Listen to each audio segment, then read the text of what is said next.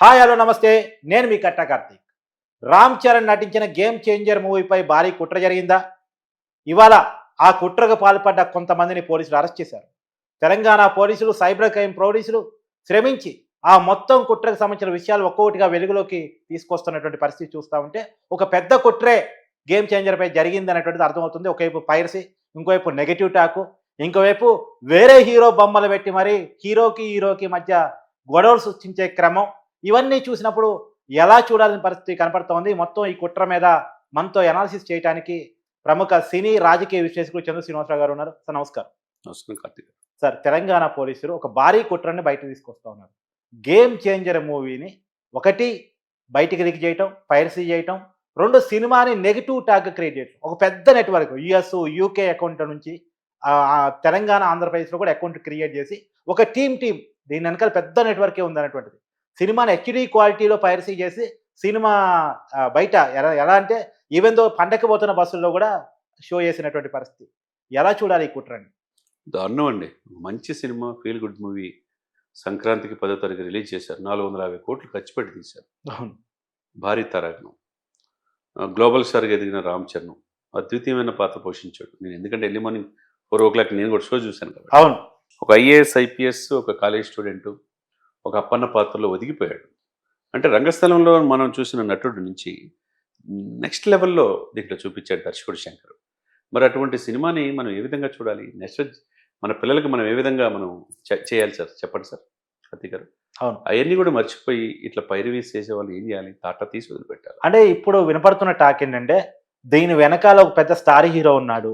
ఈ మధ్య కాలంలో ఆ సినిమా పెద్ద హిట్ అయింది, ఆ స్టార్ హీరోనే పనిగట్టుకొని చేపించాడు అనేటువంటిది బయట వినపడుతున్నది. ఎందుకంటే అంత ఈజీ కాదు. యుఎస్, యూకే, ఆంధ్రప్రదేశ్, తెలంగాణ అంటే ఇంత నెట్వర్క్ తోటి ఇంత ఎవరు వెనకాల లేకుండా అయితే పాసిబిలిటీ ఉండదు.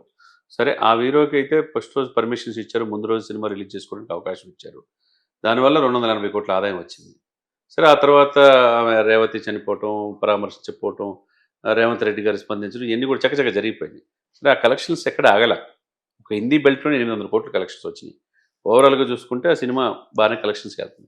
మరి కలెక్షన్స్కి వెళ్తున్న ఈ సమయంలో మిగతా సినిమా హీరోల పట్ల ఎందుకు అంత వివక్షత? అందరూ బాగుండాలని మనం కోరుకోవాలి కదా. అవును. మరి 450 కోట్లు పెట్టి తీస్తే ఫస్ట్ రోజు 180 కోట్లు వచ్చింది, రెండో రోజు 350 కోట్లకి వెళ్ళింది గేమ్ చేంజర్. ఆ తర్వాత నిర్మాతలు కానీ చిత్ర బృందం కానీ ఎంత వచ్చిందో కూడా చెప్పట్లా, కనీసం సక్సెస్ మీటింగ్ కూడా లేదు.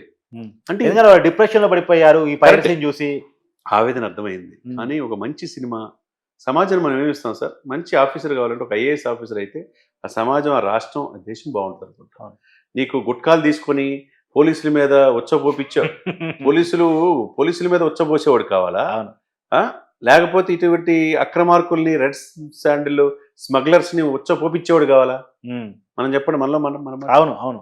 ఒక మంచి ఐపీఎస్, ఐఏఎస్ ఆఫీసర్ కూడిన సినిమా కావాలా, లేదా ఒక స్మగ్లర్ హీరోగా ఉన్నటువంటి సినిమా కావాలా? ఆలోచించుకోవాలి. జస్ట్ బేసిక్ సమాజం ముందు మనం పెట్టాల్సిన చర్చ నిజంగా కూడా వాస్తవమండి. ప్రజలు కూడా ఆలోచించుకోవాలా. ఎటువంటి సినిమా మనం ఇచ్చాం, 3 గంటల్లో మనకు మంచి సినిమా ఇవ్వాలని వాళ్ళ ఆలోచనతో ఉంటారు.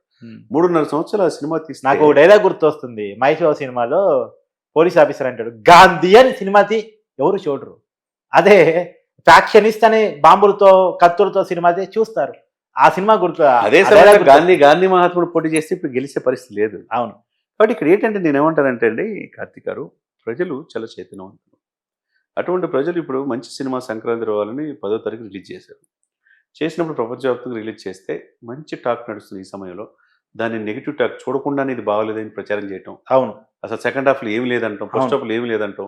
అసలు ఏమి లేకపోతే క్రియేట్ చేసి క్రియేట్ చేస్తే 1,00,000 అకౌంట్లు క్రియేట్ చేశారు రకరకాల. దీని వెనక ఎవరు పెద్ద ఉన్నా, ఆయన ఎంత పెద్ద తోపు తురుమైనా ఆ హీరోని కూడా ప్రోత్సహించే వ్యక్తిని అరెస్ట్ చేయాల్సిందే. ఇప్పుడు సైబర్ క్రైమ్లో ఇప్పుడు తెలంగాణ పోలీసులు అరెస్ట్ చేశారు కదా. అక్కడ సినిమాకి ఏ హక్కు ఉందని చెప్పేసి అండి, ఏ హక్కు ఉందని చెప్పి వీళ్ళని పైరసీ తీసుకొస్తారు. హెచ్డీ క్వాలిటీలో సంక్రాంతికి వెళ్ళే బస్సులో కూడా పెడతారు. ఇది కరెక్ట్ కాదు కదా. దాని మీద ఆధారపడిన 24 క్రాఫ్ట్స్ నుంచి వేలాది మంది పరిస్థితి, భవిష్యత్తు ఏంటి? అంతే కదా. డిస్ట్రిబ్యూటర్స్ పరిస్థితి ఏంటి? నిర్మాతల భవిష్యత్తు ఏంటి? ఇది ఆలోచించుకోకుండా సినిమా ఇండస్ట్రీ అంటే కొన్ని వందల మంది కుటుంబాల జీవితం అనేది వాళ్ళకి తెలుసో తెలియదు. అది ఆలోచించుకోవాలి. మంచి సినిమాని చేస్తే మీరు తగిన మూల్యం చెల్లించుకోవాల్సింది తప్పదు సార్. ఒకవైపు ఏమో తెలుగు సినిమా పాన్ ఇండియా స్థాయికి పోయింది, అందరూ సంతోషపడుతున్నాం. ఏ హీరోలు ఎవరైతే రామ్ చరణ్, అల్లు అర్జున్, జూనియర్ ఎన్టీఆర్, మన హీరోలంతా వాళ్ళ స్థాయి పెరిగిపోయింది. ఒకవైపు ఈ సంతోషాన్ని ఈ పైరసీ గాళ్ళు, ఈ ముఠాగాళ్ళు పాడు చేస్తున్నారా? ఈ కల్చర్‌ని పాడు చేసే ప్రయత్నం జరుగుతుందా? డెఫినెట్గా పాడు చేస్తున్నారు. ఈ స్మగ్లర్ని ఏరిపారేయాలండి ముందు.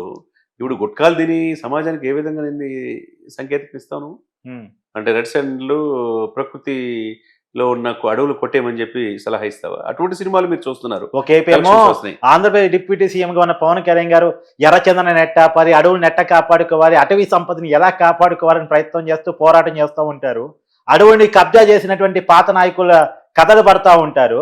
ఇంకోవైపేమో ఎర్రచందనాన్ని మన దేశం నుంచి బయట దేశాలకు ఎట్ట పంపించాలని సినిమాలు వస్తూ సో ఉంటాయి. ఇక ఏం చేయాలి? ప్రజలు కూడా విఘ్నతో ఆలోచించుకోవాలి. ఇటువంటి దుర్మార్గుల్ని, దుష్టుల్ని. మంచి సినిమాని స్కిల్ చేస్తే అది ఆ పాపం ఊరకనే పోదండి. రామ్ చరణ్ గ్లోబల్ స్టార్కి ఎదిగాడు. ట్రిపుల్ ఆర్‌లో ఆస్కార్ రేంజ్‌కి ఎదిగిన వ్యక్తి. అవును. తండ్రికి తగ్గ తనయుడిగా, తండ్రికి మించిన నటనలో ఆయన అందివేశం చేయి. అవును. అటువంటి వ్యక్తి జీవితాన్ని, అటువంటి వ్యక్తి సినిమాని కుట్రపూరితంగా, మోసపూరితంగా క్రిమినల్ ఇంటెన్షన్‌తో ఉమ్. అంటే మోసపూరితమైన కుట్రతో మీరు చేశారంటే తప్పే కదా! ఉమ్. ఇటువంటి వ్యక్తుల్ని జైలుకు పంపేయాల్సిన అవసరం ఉంది. దీని వెనక ఎంత పెద్ద తలకాయలైనా ఇంక మీద తప్పు చేయకుండా, తప్పు చేస్తే భయం అనే విధంగా కలగాలి. ఆ విధమైన రోజు కోసం తెలుగు పరిశ్రమ ఎదురు చూస్తుంది. ఎందుకంటే కార్తీక్ గారు మీరన్నట్టు దాని మీద ఆధారపడి డైరెక్టర్, ఇండైరెక్టర్ వేలాది మంది బతుకుతారు. అవును.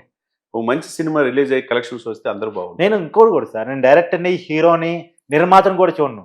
దాని మీద ఆధారపడి వందలాది చిన్న కుటుంబాలు, చిన్న చిన్న వాళ్ళు ఆర్టిస్టులు ఏమైపోవాలి? ఏమైపోవాలి? ఇప్పుడు ఈ కలెక్షన్స్ కోసం, వాటి కోసం ఇతర హీరోల్ని మొత్తం సినిమాలు పైరసీ తీసుకొద్దాం, నెగిటివ్ టాక్ తీసుకొద్దాం, మేము ఒక్కళ్ళే బతకాలనుకుంటాం. అది అవివేకం, అది అజ్ఞానం. ఎక్కువ కాలం ఎదిగే కొంది ఒదిగి ఉండాలి సార్. అవును. నాకు మించిన తోపు తురుంకాలు లేదంటే అధపతనానికి వెళ్ళిపోవటమే. అవును. కాబట్టి అది కూడా అలా ఆలోచించుకోవాలి. ఎవరైతే ఇప్పుడు పోలీసు యంత్రాంగం ఏదైతే Telangana police cyber crime arrest చేశారో వాళ్ళని ఎంత పెద్ద తలకాయలు ఉన్నా దాని వెనక ఉన్న ఎవరున్నా కూడా కక్కించాల్సిన అవసరం ఉన్నది. Yeah. ఈ తప్పు జరగకుండా చూడాల్సిన అవసరం ఉంది.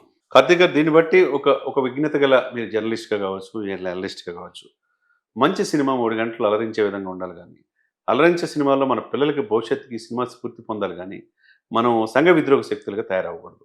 అటువంటి సినిమాల్ని కిల్ చేస్తే ఇంకా ఏముంటుంది? సమాజానికి ఏ విధంగా చేస్తారు? మనం ప్రజలకు కూడా అప్లై చేద్దాం. పైరసీని ఎట్టి పరిస్థితుల్లో అసలు ఉపయోగించవద్దు. మన బస్సుల్లో సినిమా వేయగానే చూశారు మీరు జనాలు, మీరు కూడా అర్థం చేసుకోవాలి. సినిమా పరిశ్రమ కూడా బాగుండాలి, అన్ని పరిశ్రమలు బాగుండాలి, అందరూ బాగుండాలని కోరుకునే మనంగా పైరసీని ఎంకరేజ్ చేస్తే, మనకు మనంగానే పైరసీని ఎంకరేజ్ చేస్తే ఖచ్చితంగా రాబోయే కాలంలో సినిమా పరిశ్రమను మనమే కిల్ చేసిన వాళ్ళు అవుతాం. రాబోయే కాలంలో మంచి సినిమాలకి మనమే అడ్డకట్టు వేసిన వాళ్ళు అవుతాం. కాబట్టి పైరసీని ఎవరు ఎంకరేజ్ చేయొద్దు. మీ ఎదురుగా పైరసీ ఎవరైనా చేసినా, అలాంటి పైరసీ వీడియో ద్వారా సినిమాలు వేసినా వెంటనే వాళ్ళని పోలీసులకు పట్టించడానికి ప్రయత్నం చేయండి తప్ప దాన్ని ఎంకరేజ్ చేయొద్దు అనేది ప్రజలు కూడా అర్థం చేసుకోవాల్సినటువంటి మాట.